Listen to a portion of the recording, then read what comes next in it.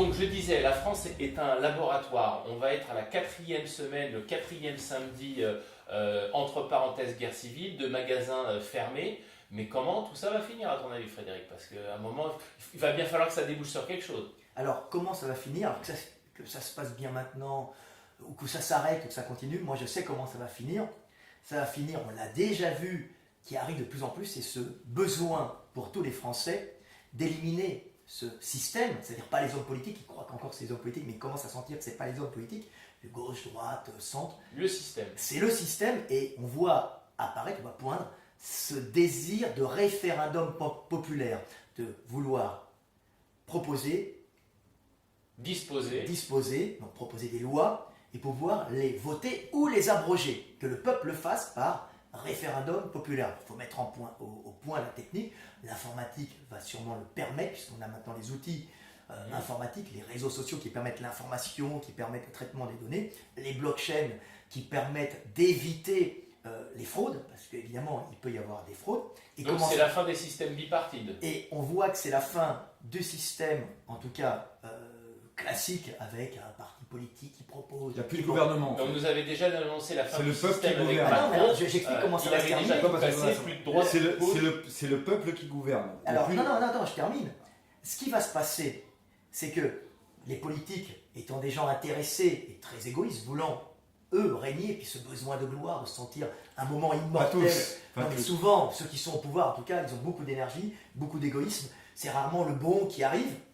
Malheureusement, ce qui à mon avis va arriver, c'est que le premier qui va sentir qu'il va pouvoir se faire élire, qu'il soit de gauche, de droite, d'extrême gauche, du centre, en faisant miroiter au peuple ce besoin, cette possibilité de voter ces lois, celui qui va proposer des référendums populaires, celui-là sera élu. Alors on avait vu ça aux dernières élections. Alors Macron il est passé encore sur un subterfuge, il est jeune, il est beau, il est dynamique, il n'est pas de gauche, il n'est pas de droite, c'était monté par les médias. Non, il y a une droite qui devait gagner le pouvoir, qui devait gagner, c'était Fillon. Et puis avec gauche de confiture, il a utilisé les affaires de Fillon, et la droite et la gauche qui se sont. Et ensuite il a eu l'autoroute.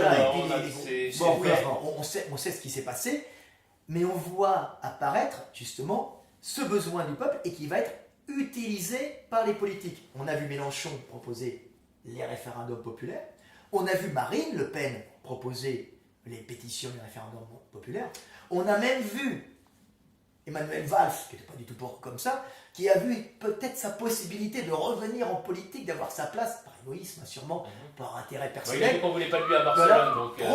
Il a proposé le référendum populaire. Valls, t'imagines? C'est la fin du monde que tu me proposes là, c'est Disneyland. Là. Mais entre Valls, Mélenchon, Marine Le Pen, là ton avenir, l'horizon... Oui, alors je t'explique ce qui va se passer. C'est l'apocalypse en fait. Je t'explique ce qui va se passer.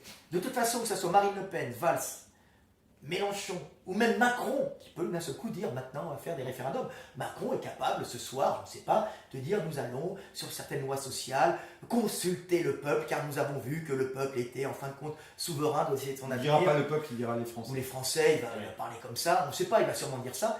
On va voir arriver progressivement les référendums populaires.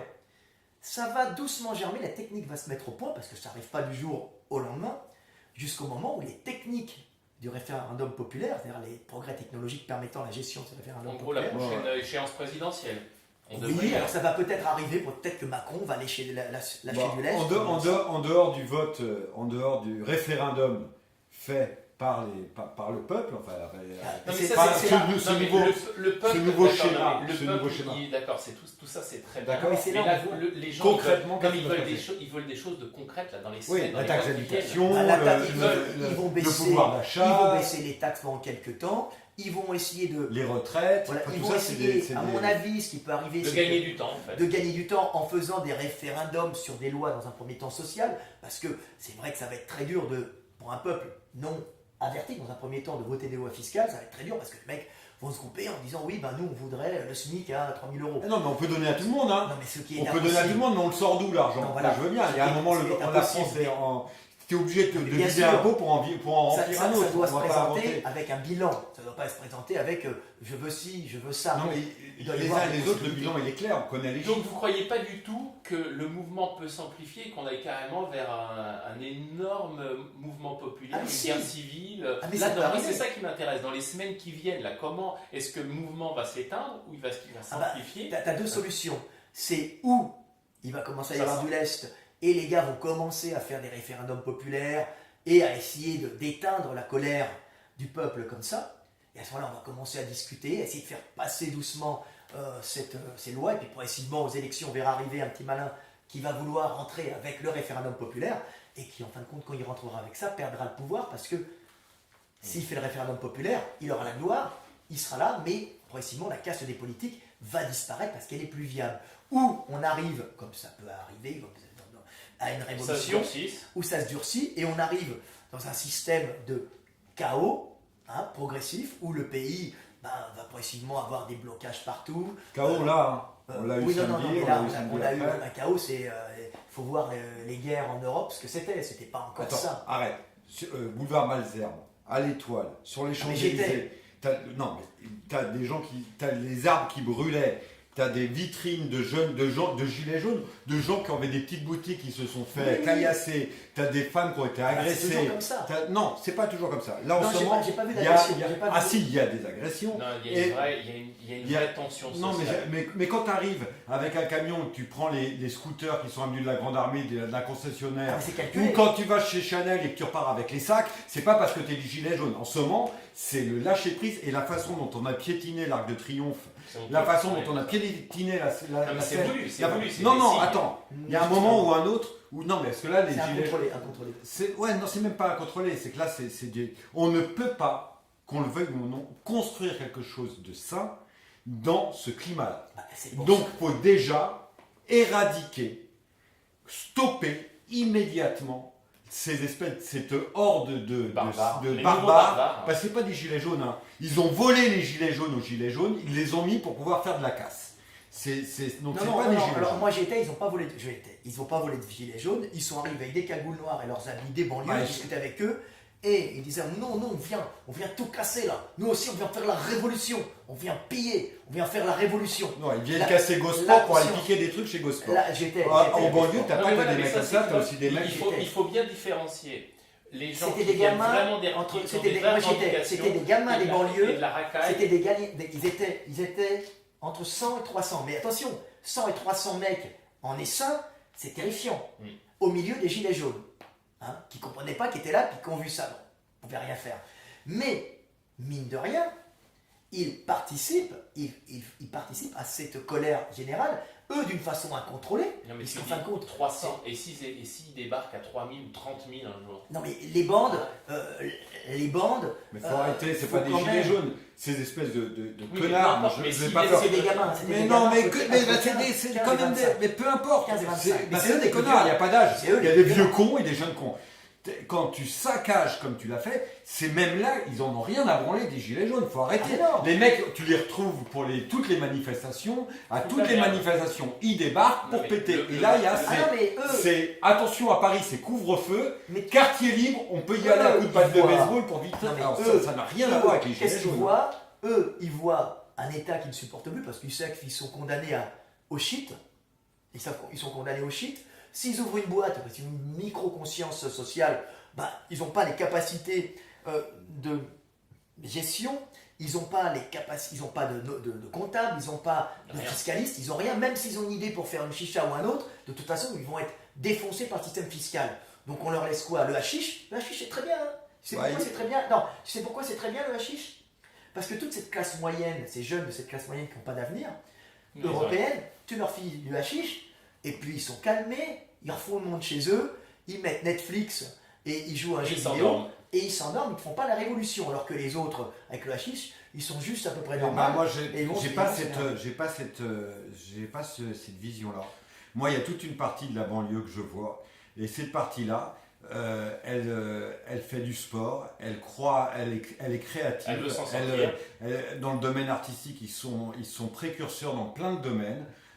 Et il y a cette jeunesse-là. Et cette jeunesse-là, aussi évidemment, elle est cachée par certains marchés où les mecs, ils gagnent en vente de shit et en vente de trucs, Ah oui, l'équivalent d'un cadre moyen. Et c'est beaucoup plus facile d'offrir à Noël plein de cadeaux sous le sapin à la famille avec le trafic parallèle. Mais attends, mais il n'y a pas que ça. Dans moi, c'est pas que les... le fait tu crois que notre État, il n'est pas de connivence? Parce que si ce shit arrive, c'est qu'on le laisse arriver. Tu sais, c'est très facile de d'un seul coup arriver et bloquer. Donc ça, c'est tout d'avoir la paix sociale, parce que... C'est pour la paix sociale, c'est le shit. Non mais c'est ça. Mais quand un Le dealer, shit. il nourrit 300 personnes. Écoute, le shit qui va calmer tous les mecs de la cité, qui calme en même temps les fils de profs et les fils de classe moyenne, de petits fonctionnaires sans avenir. Hein, les calories pas pour vides. les fonctionnaires. Non, mais les petits fonctionnaires, je ne parle pas des gros fonctionnaires qui eux sont blindés et vivent sur le système. Les calories vides, c'est-à-dire les chips et le chocolat pour les calmer chez eux. La télévision avec Hanouna, les émissions débiles. Les jeux vidéo et la branlette du porno. Là, comme ça, tu as la paix sociale. Manque de peau, le système est en train de partir en couille. Tu comprends? Il est en train de partir en couille parce que, en fin de compte, il y a une répartition inégale des richesses. Je ne suis pas pour l'égalité, je suis pour que les gens puissent travailler. La méritocratie. Mais méritocratie. Oui, mais la méritocratie, c'est pas l'égalitarisme. Si tu laisses un avenir aux gens, c'est-à-dire la possibilité de monter une petite boîte et d'en vivre honnêtement, ils ne vont pas se tourner vers des économies parallèles, ils ne vont pas tout casser. Mais aujourd'hui, tu peux plus. Maintenant, comme les mecs sont plutôt agressifs parce qu'on n'a pas fait venir tu vois, la population française de base, c'est française, je parle, c'est à la base, c'était des serfs, c'est-à-dire des mecs qui sont sélectionnés génétiquement à la soumission. Ah non, mais malheureusement, c'est ça. Mais c'est très organisé, ça marche bien. Ouais, je suis. Non, mais c'est très. Mais non, mais attends. Un peu. Non, tu prends du recul. Tu as des analyses qui ont été faites par les Anglais, avec la révolution industrielle, sur justement l'arrivée des paysans en ville sur plusieurs dizaines d'années, même centaines d'années, avec des tests, moi j'appelle ça le test de la boule de gomme, la capacité de travailler et d'avoir la récompense après. Ils s'apercevaient que chez les fils de paysans qui étaient avant la révolution industrielle, ils ont fait des tests. Le mec, il ne travaillait pas s'il n'avait pas sa restitution, son gain tout de suite. Mais Frédéric, là, ça sélectionne les mecs dans les jours qui viennent, qu'est-ce qui va se passer? Ça se calme ou ça s'amplifie? Moi, je sais ce qui se passe à plus ou moins long terme. Donc, maintenant, moi, je ne suis pas un devin, je te dis, où ça se calme maintenant, mais de toute façon, le vote des lois par le peuple va arriver à plus ou moins long terme, où ça part en couille, et à ce moment-là, on est obligé d'avoir un homme fort qui va arriver, et cet homme fort nous propose deux trucs, où il nous met un pantin qui va refaire comme Macron après, avec le même système et le même parasite, où il va commencer à instaurer le vote des lois par le peuple. Donc tu as deux solutions. En fin de compte, à plus ou moins long terme, tu n'en as qu'une seule qui peut marcher, c'est le vote des lois par le peuple. Et attention, ça ne va pas marcher tout de suite parce que ça va être très dur de mettre en place ce système qui est un système qui est maintenant possible à cause de l'informatique, à cause du traitement d'informations, à cause maintenant des blockchains qui empêchent les fraudes. Donc c'est possible. On arrive obligatoirement maintenant à la fin d'un système. À la fin d'un système, que ça se passe dans le sang et les larmes ou que ça se passe d'une façon plus intelligente. Et pour toi, Fabrice? Alors moi, très franchement, j'en sais rien. Voilà. J'en sais rien parce que je pense que parce qu'on regarde ce qu'on veut pas, c'est très français ça. On sait ce qu'on veut pas, mais on sait pas vraiment ce qu'on veut. D'accord? Donc on veut pas de Macron. Hein. On veut plus de Macron. On veut plus de Macron. On veut avoir plus de pouvoir d'achat, mais en même temps le pays est endetté. Et d'un côté, qu'est-ce qu'on avait? On avait d'un côté Mélenchon et de l'autre côté Marine Le Pen. Alors les Français ont choisi parce qu'ils ne voulaient pas de Marine Le Pen. Ni l'un ni l'autre. Ni l'un ni l'autre. Macron. Bon, on a pris Macron. J'en sais rien, mais en tout cas, ça sent pas bon. Donc ça sent pas bon. Ça sent pas bon. Par contre, ce qu'il faut, c'est faire maintenir l'ordre oui. et que les choses se fassent de ben, façon démocratique. On va voir ce qui se passe dans les semaines qui viennent et moi je vous donne rendez-vous dans quelques semaines pour redébattre, de voir ce qu'il en sera sorti. Alors moi qui suis sur les réseaux sociaux, je vois de plus en plus apparaître ce désir de démocratie populaire, c'est-à-dire parallèle, on va l'appeler maintenant. Ouais, de vote des lois par le peuple. Je le vois partout apparaître, et on commence à voir apparaître aussi partout le système, la compréhension des Français du système de caste qu'il y a.